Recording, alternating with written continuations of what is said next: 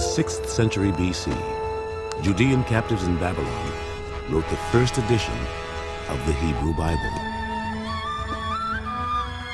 After they returned to Jerusalem, this new book would define the Judean people, giving them a sense of what was right and what was wrong. But then they would be faced with a choice: give up their faith or fight to defend it. No threat would prove more dire than when Alexander the Great and the Greeks swept through the Middle East, bringing with them the most exciting culture the world had ever seen. But Judaism would not die. It would instead be transformed by the new belief that the Bible was not just a book, but a divine testament authored by God Himself, and that those who were faithful to God would be rewarded in an afterlife. Faith in this new Judaism would become so strong that the Jews would become the first people in history willing to fight and die for their religion and their God.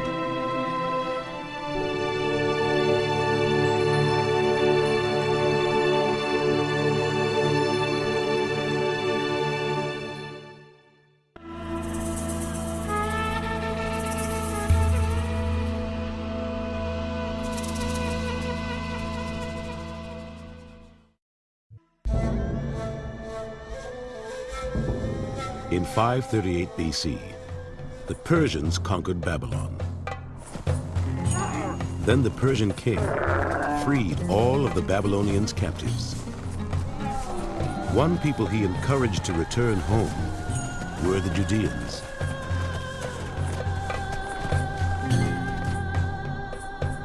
Cyrus, king of Persia, says this: Yahweh, the God of heaven, has given me all the kingdoms of the earth and has appointed me to build him a temple in Jerusalem, in Judah. Whoever among you belongs to the full tally of his people, may his God be with him. Let him go up to Jerusalem in Judah and build the temple of Yahweh, God of Israel.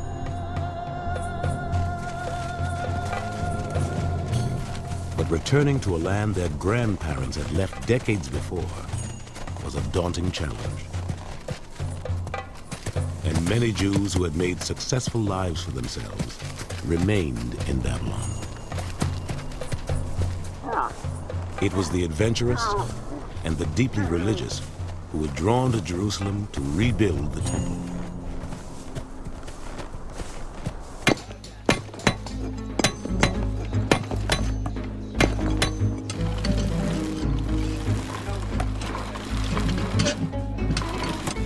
As soon as the exiles arrived in Jerusalem, work on the Second Temple began.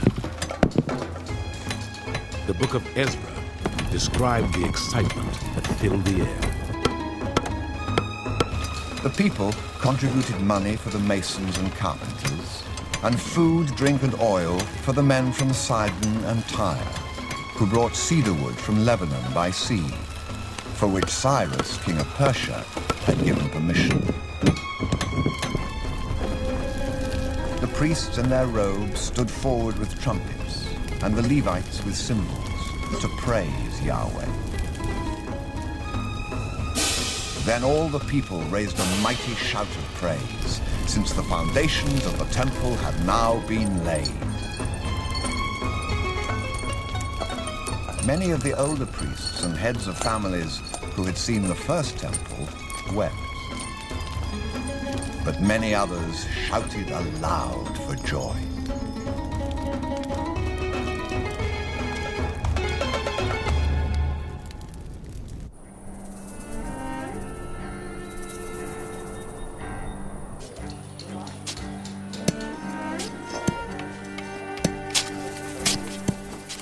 But the temple was the only source of joy for the returnees.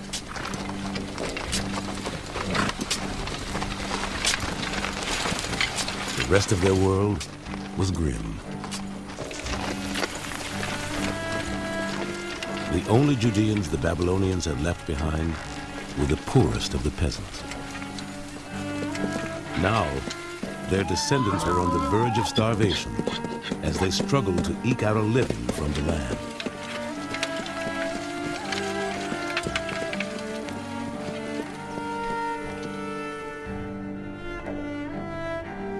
The only others living nearby were peoples who had been forcibly resettled in Israel after the northern tribes were exiled.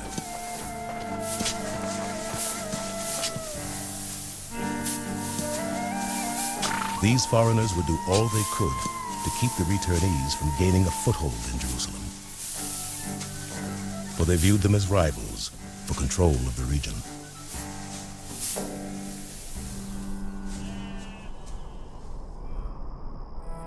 But the worst burden for the returnees to bear was that their ancestral home, Jerusalem, was a wasteland.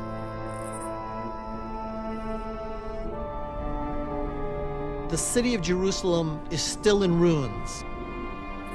The people who come back to live in the area of Jerusalem go and inhabit those stone buildings that were left standing from the time of the Babylonian destruction. So you have half of the city where people are living in ruined homes, and then another half of the city where nobody is living and the buildings are still standing empty. It would have been something depressing. And after a while, all hope would have gone out of the people, and people would have settled down to a life of discontent.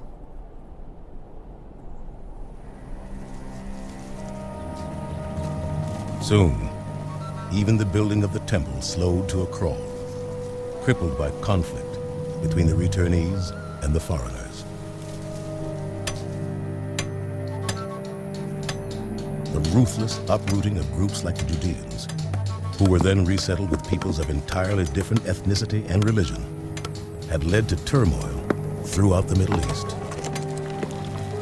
In Judea, law and order had completely broken down.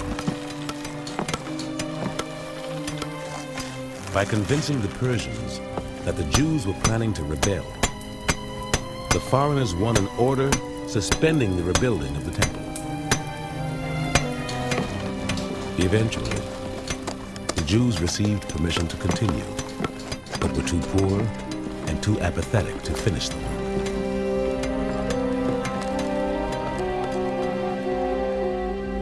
"80 years after they arrived, the return home of the exiles seemed like a horrible mistake.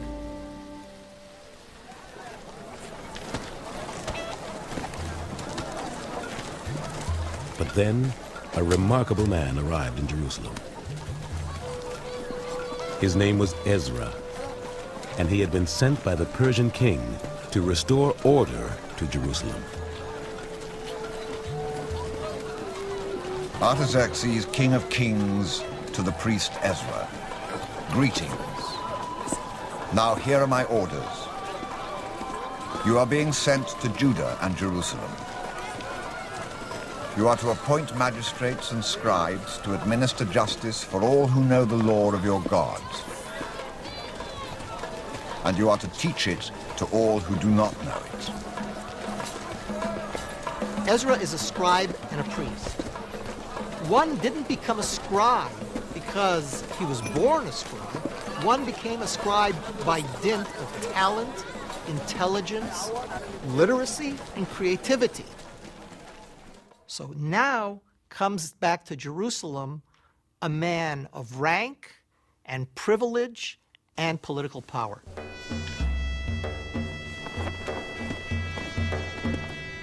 Ezra had come from Babylon, where Jewish scribes had written the first edition of the Hebrew Bible.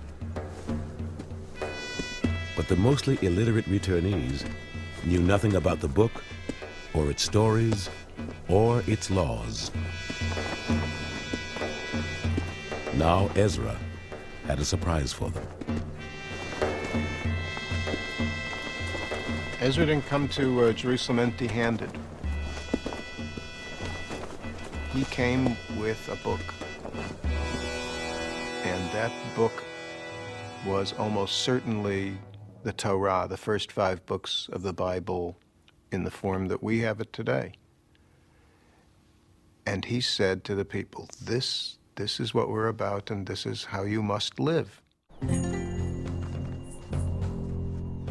In what would prove to be one of the most important events in history, Ezra gathered all of the people of Judea together in a square near the temple and read them the first 5 books of the Bible, the Torah. That makes Ezra kind of a new Moses. He's the lawgiver. He's the one who stands up and tells the people, well, you haven't known exactly the right thing to do until now, but from this day forward, you will always know the right thing to do. And it's in this scroll right here. You are the children of Yahweh your God. You must take all the tithes of your harvest for the year and gather them together in your community. Then the foreigner, the orphan, and the widow living in your community will come and eat. I am giving you this command. Always be open-handed with your brother and with anyone in your country who is in need and poor. Remember that you were once a slave in Egypt, and Yahweh your God redeemed you. That is why I am giving you this order.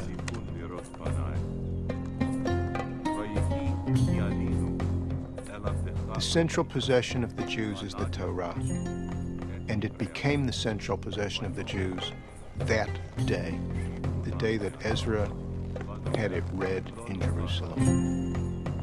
Before that, they had parts of the Torah, but that day they had the whole thing. And for the 2,500 years since then, that's been the governing force of the Jews, the highest ideal, all of it. The history, the laws, the principles of Torah, all come out of that moment in history.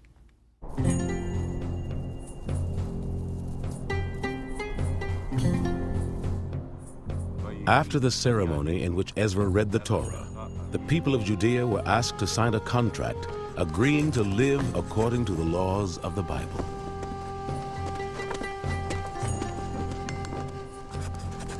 The document they signed was revolutionary. Proof that the Israelites' God cared not just about kings and priests, but about farmers and weavers, mothers and fathers. This is a profoundly democratic religious revolution. What Ezra declared that day is there is no secret knowledge in Israel. In traditions all over the world, there were always mystery priests and rites that other people couldn't know. But the Torah is full of the exact rites that the priests follow in the temple. And what that means is every Israelite can know what the priests know, what the teachers know. God's revelation is for anyone who chooses to understand it. Not one revelation to the prophet and one to the priest, and then a lower order of revelation to the average person in the street. But rather, everyone can seek God, everyone can understand God's teaching.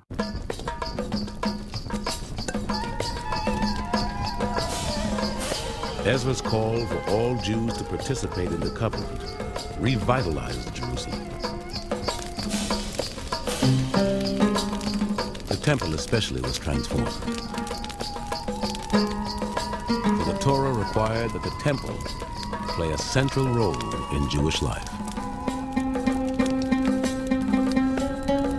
You must not put the firstborn of your herd to work, or shear the firstborn of your flock. You must eat it, you and your household, each year in the presence of Yahweh your God. During the time of the Second Temple, there was only one place where sacred time and sacred space came together. And it was the whole spectacle and structure and ritual of the sacrifices that was the vehicle by which people came close to God.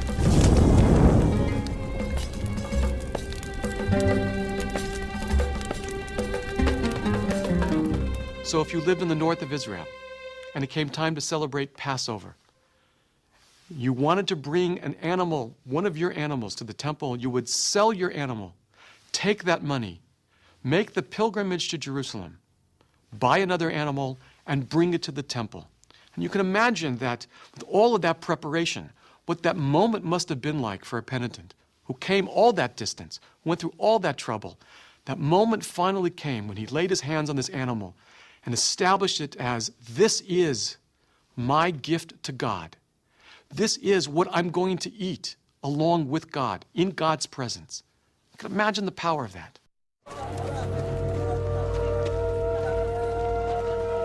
In addition to its laws about how human beings should treat God, the Bible had a great deal to say about how human beings should treat each other, making it one of the most sophisticated law books in the ancient world.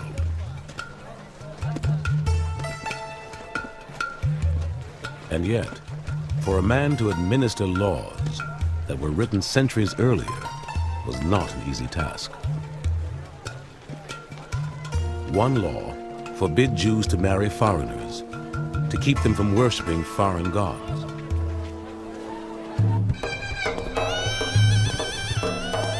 But in the tumultuous years since the return, many Judeans had married foreign women.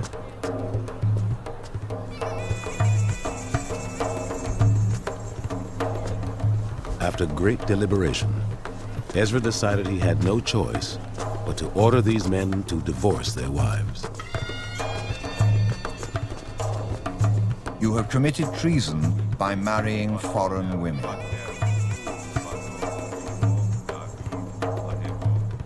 You have added to the sin of Israel. But now give thanks to Yahweh, the God of your ancestors, and do his will by separating from your foreign wives.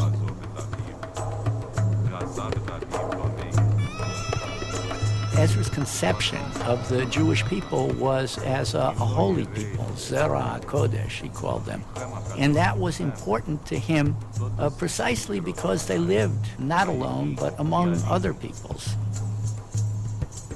So it was very, very important to create a kind of religious state apart from the actual physical state. The religious state would be the Jewish people marrying their own kind and constituting, therefore, the holy seed.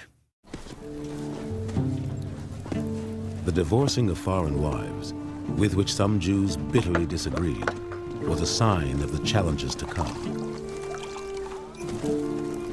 The Bible often spoke in metaphors, and from the time Ezra made it public, people would argue fiercely about its true meaning. There are all kinds of societies that have disagreements, and certainly that is likely to be the case with a group of people returning from exile. They all have their vision of what society ought to be once we get back there. But precisely because it happened among people whose eyes were focused on the past, who were in this mode of return, meant that their disagreements would quickly become disagreements about the texts that talked about that past, disagreements about Scripture. And this tradition, as it were, of disagreeing about Scripture really became the kind of leitmotif of the entire post-exilic period. One of the most important disagreements was triggered by a book that dared to challenge the message put forth by the scribes who edited the Bible. The scribes' explanation of Jewish history was based on their belief that God was fair, and he rewarded the good and punished the evil. But a new book, written after the return, argued that God did not work that way at all.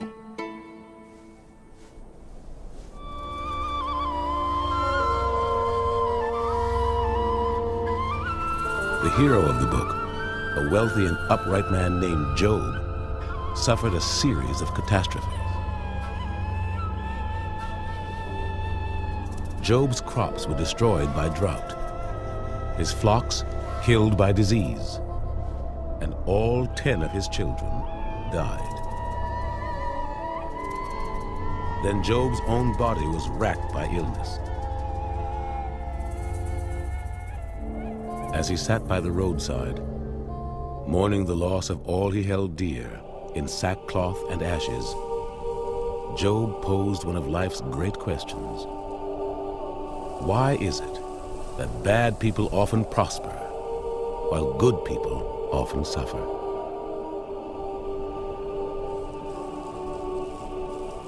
Why are the wicked allowed to live, grow old, and win prosperity? Yet they had said to God, "Away from us, we do not want to know your ways."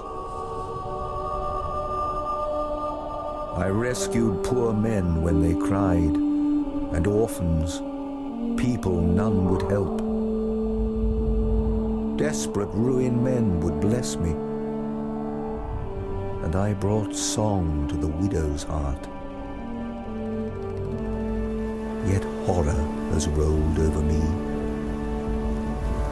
and driven off my dignity like wind. My wealth has vanished like a cloud, and now my life is spilling out of me. I hoped for good, got only wrong. I hoped for light, got only darkness. I go about in sunless gloom.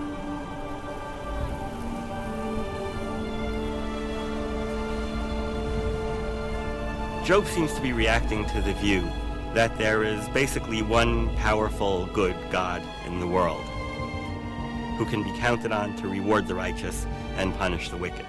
This is the central idea of most of the biblical books, and certainly of all of the biblical histories. And Job is reacting against this by saying simply that this is not the case. This is just not reality as we know it. Reality doesn't bear out the thesis that God consistently rewards the righteous and punishes the wicked. Job did not expect to receive his reward for being a good man after he died. Into the 4th century BC, Judeans viewed the Bible as a book about their past, not their future. And few believed in an afterlife. Even a tree has hope. If you cut it, it sprouts again. But man, when he wearies and dies, when a human gives out, where is he then? Water vanishes from a lake, rivers dry up, parched, and man lies down and does not rise.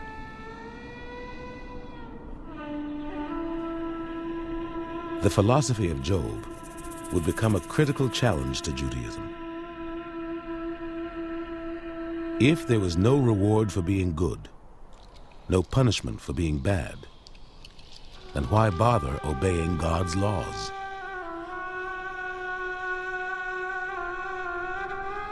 It was a question that would prove even more difficult for Jews to answer when the chance arose to embrace an entirely new and exciting way of life.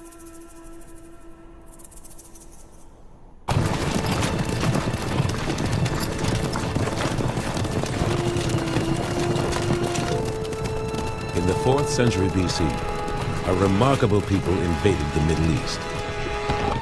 They were the Greeks. Led by one of the greatest generals in history, Alexander the Great, the Greeks would conquer the world from Greece to India. But there was far more to the Greeks than military prowess. The Greeks had created the most sophisticated civilization the world had ever seen. Their magnificent art was inspired by a reverence for the human body, which also found its expression in the athletic feats on display in their Olympic Games. But the Greeks also revered the mind. and their greatest thinkers were responsible for the flowering of philosophy, science, and mathematics. As a result, Hellenic architecture, politics, and economics were centuries ahead of the other peoples of the world.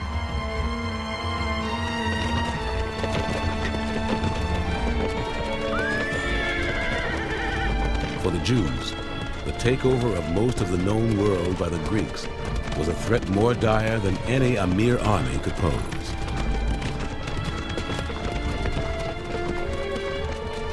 When the Greek world expanded ever eastward, ultimately the Jews of the land of Israel found themselves almost literally smack in the middle of the Hellenistic Empire. We were surrounded by Hellenistic culture, and willy-nilly we found ourselves becoming Hellenists. This triggered both a great advance and a great struggle within the Jewish people for how we would identify.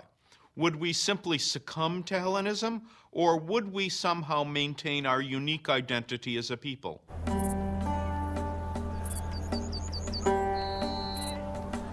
The Greeks brought brilliant innovations to Judea that would completely transform daily life. For thousands of years, the people of the Middle East had survived through barter.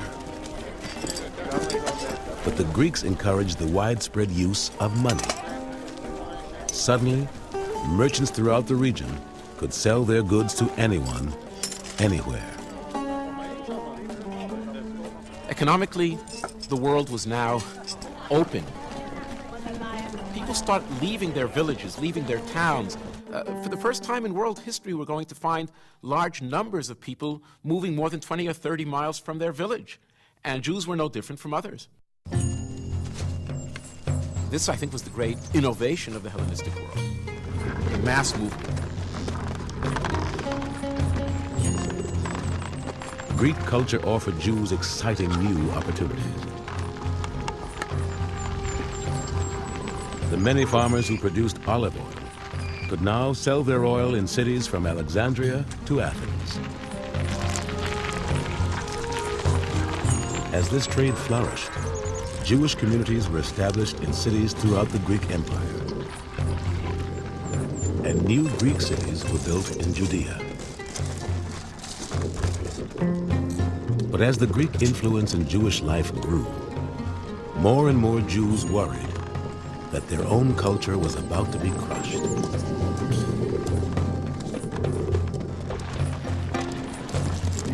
We can understand how the ancient Jews regarded Hellenism simply by reminding ourselves how traditional societies around the world have regarded the coming of American culture, movies, Western styles of dress, Western technology. In our own times, we have seen how violently the more traditional elements of Islam and Judaism and Christianity have regarded the materialistic, secular culture of the Western world.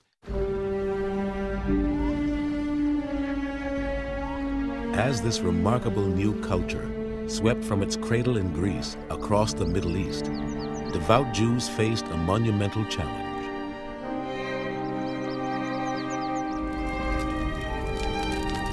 How could Judaism, with its focus simply on being good, compete with the vibrant and exciting way of life the Greeks had to offer?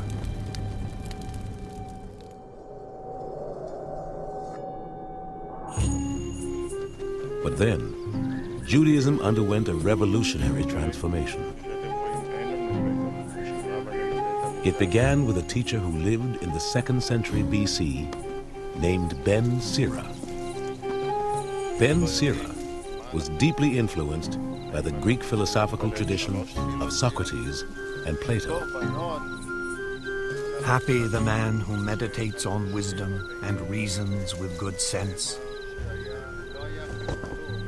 who studies her ways in his heart and ponders her secrets. One can almost categorize Ben Sira as being one of the first Jewish philosophers. That is to say, a lover of wisdom And much of the book of Ben Sira is devoted to this great respect for wisdom, for learning wisdom, for institutionalizing wisdom within an academy, and this is something uniquely Greek. Ben Sira's brilliant innovation was to apply the Greek tradition of study and debate to the Bible. He believed that if his students studied the Bible's stories, they would learn more about how to live from Moses than from Socrates. From Moses, he produced a generous man who found favor in the eyes of all mankind. Beloved by God and man, Moses of blessed memory. God allowed him to hear his voice, gave him the commandments face to face, the law of life and knowledge. Ben Sira looks at the stories of Abraham or Moses, and for him, they're not stories about the past. Their lives embodied eternal lessons. He really has the mentality of a sage. But at the same time, he did something that no previous sage had ever done. He talked about Scripture. He regarded the Torah as nothing less than the great book of divine wisdom. And so his job as a sage, in order to know as much as a person can know about God's will, wasn't what other sages had done, had seen as their job, namely to look at the world and draw lessons from it, but to read the book. It was a new approach to Judaism. Ezra had given the people the Torah to live by its laws. But thanks to Ben Sira and others like him, Jews eager for an alternative to Greek culture began studying the lives of the Bible's heroes, searching for the divine wisdom their stories revealed. As this practice became more and more widespread, a new idea arose, that the writers of the Bible were divinely inspired, and therefore, everything in the Bible was true.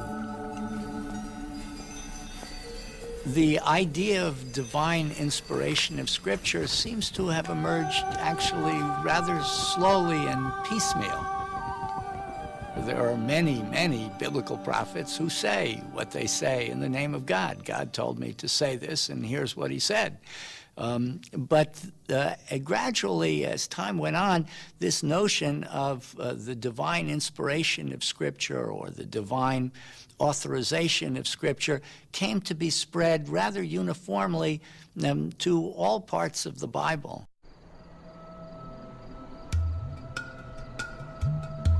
The Greeks might be the richest and mightiest people in the world, but devout Jews now had a powerful weapon of their own. A book they believed was authored by God himself, that revealed how he wanted them to live. But exactly what God was revealing in any particular passage of the Bible was often hard to figure out. For now, many centuries after it was written, the Bible's meaning was open to interpretation. People like to think of the Jews as the people of the book, but they were the people of the interpretation of the book. I guess there are very few texts nowadays that you could say unambiguously just mean one thing. But when it comes to a text that was very old, that in some cases used words that were no longer understood or used them in a way that was quite different from the way those words are used nowadays, people needed on that most basic level to be helped to understand what the text meant.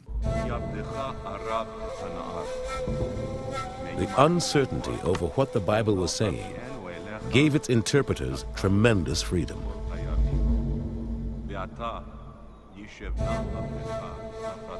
Soon, new beliefs were arising that would shape Judaism and Christianity for the next 2 millennium.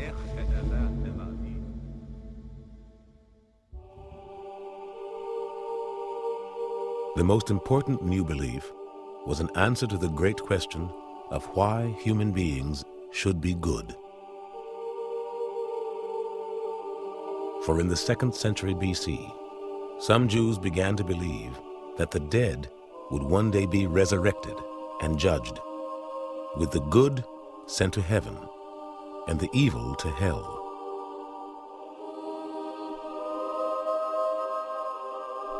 Those who embraced this belief pointed to the brief hints in the Bible about an afterlife as proof. At this point in Jewish history, I think people began to look more and more to the afterlife as a kind of place of final reckoning. It will be in the world to come that these accounts will be settled. And so they turned to Scripture in order to find support for this idea, and of course, support was not lacking. The belief that the Bible was inspired by God also gave rise to great interest in its prophecies about earthly events. The most influential prophecy of all was that a time of turmoil was coming, and during it, God would stand by those who, like the patriarchs of old, stood by the covenant. These new ways of understanding the Bible not only transformed Judaism, they prepared it for a war of survival.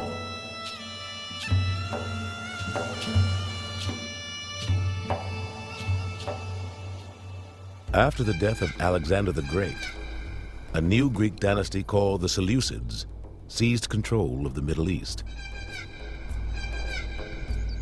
The first of the Seleucid kings were content to let Greek culture gradually transform their subjects into Greeks. But in 185 BC, a very unusual man ascended to the Seleucid throne.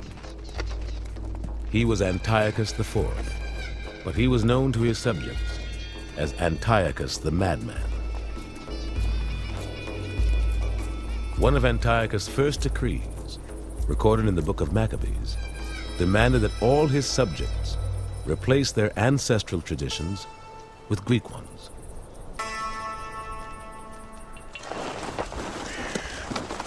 The king issued a proclamation to his whole kingdom that all were to become a single people, each renouncing his particular customs.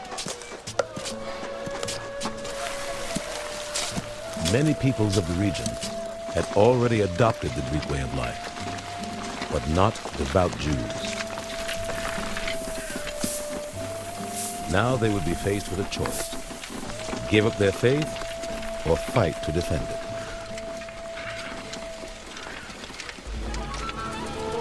Antiochus relied at first on a faction of Jews who had embraced all things Greek. To increase their influence, he sold one such Jew the most important job in Jerusalem, high priest of the temple. Jason usurped the high priesthood by giving Antiochus a promise of 360 talents of silver. As soon as he was in power, Jason set about converting his fellow countrymen to the Greek way of life.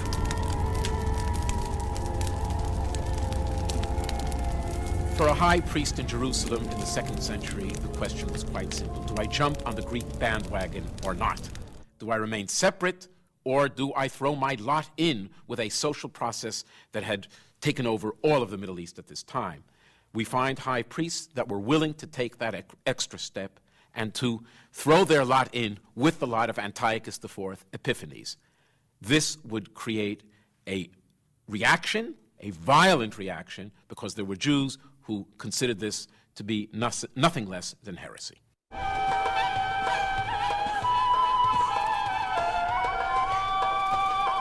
Circumcision was the ultimate symbol marking a man as a Jew.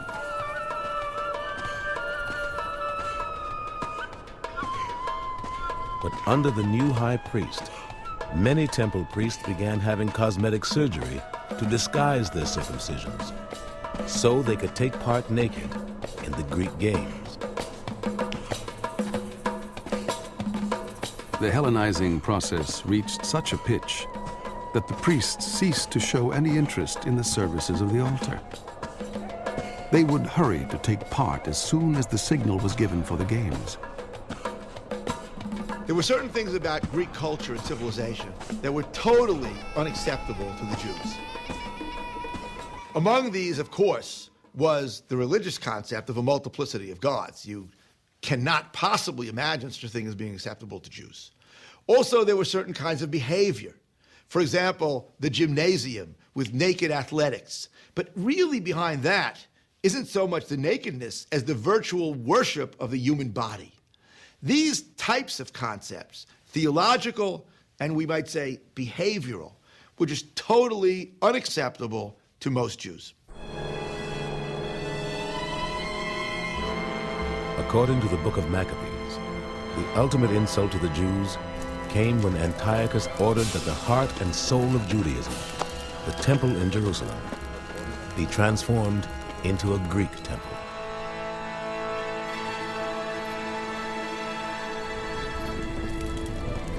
The king sent a man to compel the Jews to profane the temple in Jerusalem and dedicate it to the Olympian Zeus.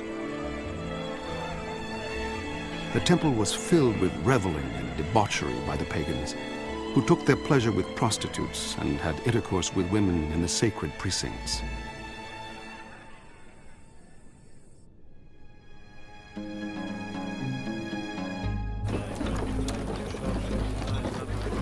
The uprising against Antiochus began in the countryside, for the king had ordered his men to travel from village to village with an idol of Zeus.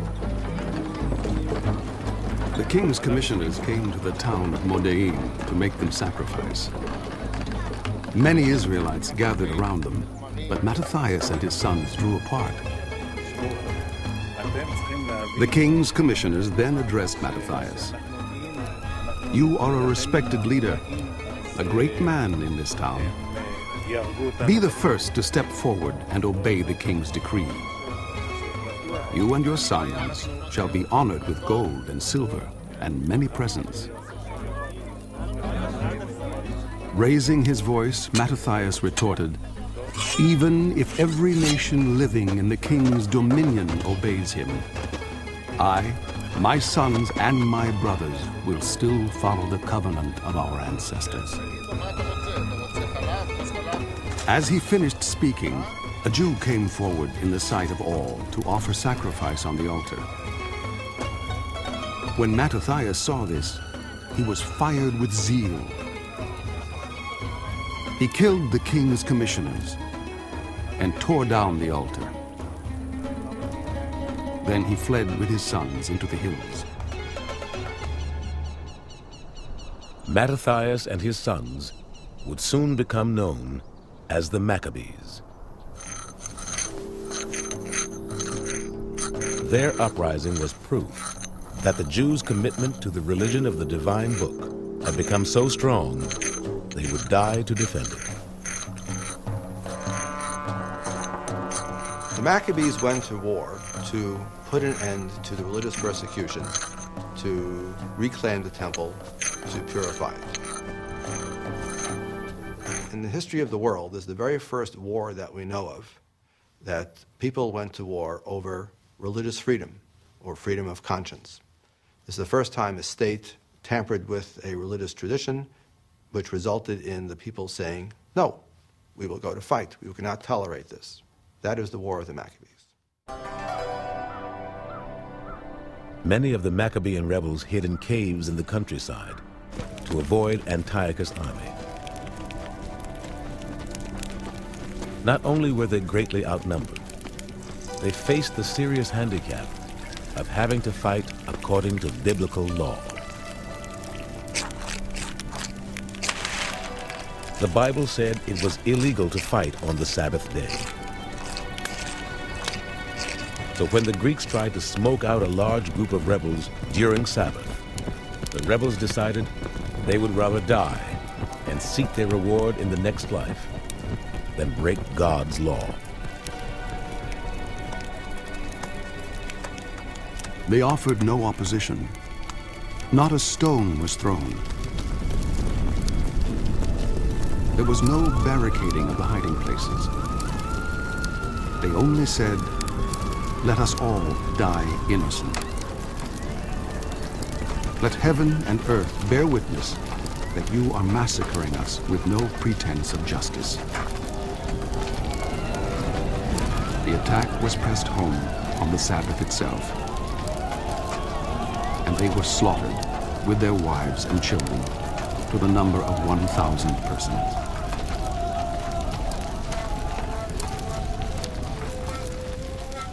This introduces the issue of martyrdom for the first time in something of a systematic way.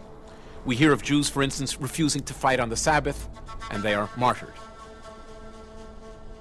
The Maccabean uprising then not only became the classic example of Jews fighting for their religion, but it became the first classic example of Jews willing to die for their religion. But after the massacres, the surviving rebels decided to reconsider the matter of Sabbath observance. And the uncertainty that existed over the Bible's meaning gave them the freedom they needed. They said to one another, "If we all do as our brothers have done and refuse to fight, they will only destroy us the sooner from the earth." So then and there they came to this decision. If anyone attacks us on the Sabbath day, we will resist them. We must not all be killed as our brothers were in the hiding places.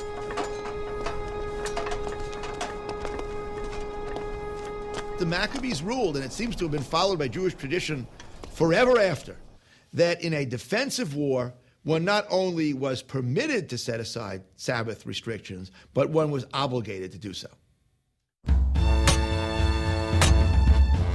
After the death of Mattathias, his son Judah took over the leadership of the rebels. Judah was both a brilliant military strategist and a charismatic leader who used the stories of the Bible to inspire his followers. First light found Judah preparing for battle in the plain. Though his men lacked the armor and swords they could have wished, Judah said to his men, "Do not be afraid of their numbers, and do not flinch at their attack. Remember how our ancestors were delivered at the Red Sea when Pharaoh was pursuing them in force.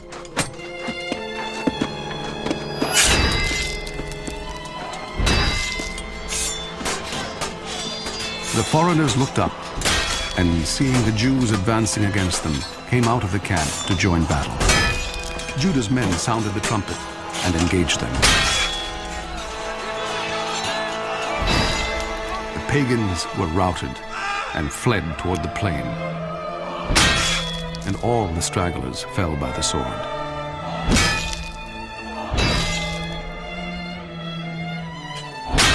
After a string of victories over the Greeks, Judah's men began to call him Judah the Maccabee, Judah the Hammer. Judah Maccabee is some kind of amazing giant figure in our historical tradition. Here you've got this man who rises up against the unbelievable power of the Seleucid Empire, who fights battles with massive armies, and who stands on the one hand for Torah and tradition, but on the other hand knows how to make deals with the Romans and how to fight against the Seleucids.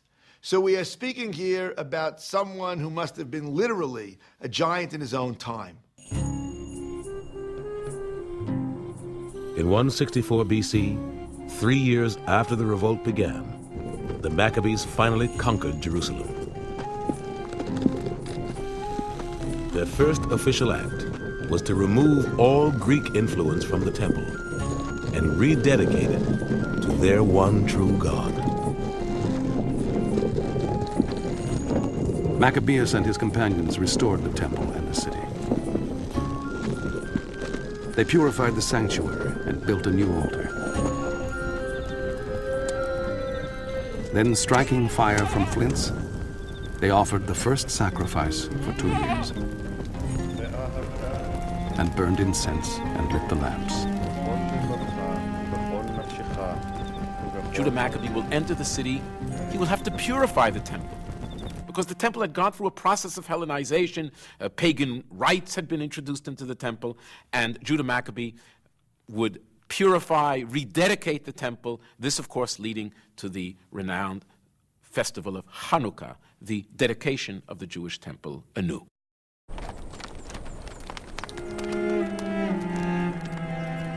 For all of the portrayal of Hanukkah as a triumphant moment of victory, it was, unfortunately for the Maccabees, not where the story ended. Antiochus' troops soon counterattacked and dealt the rebels a crushing blow by killing Judah Maccabee.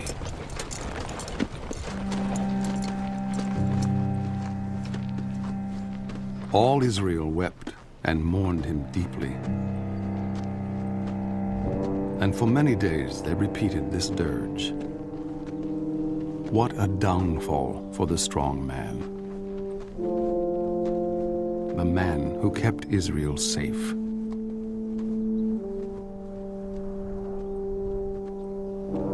There are two ways of looking at this question of whether the Maccabees won, because the Seleucids came back and kicked them out. So apparently this thing that we celebrate on Hanukkah is not really the final victory.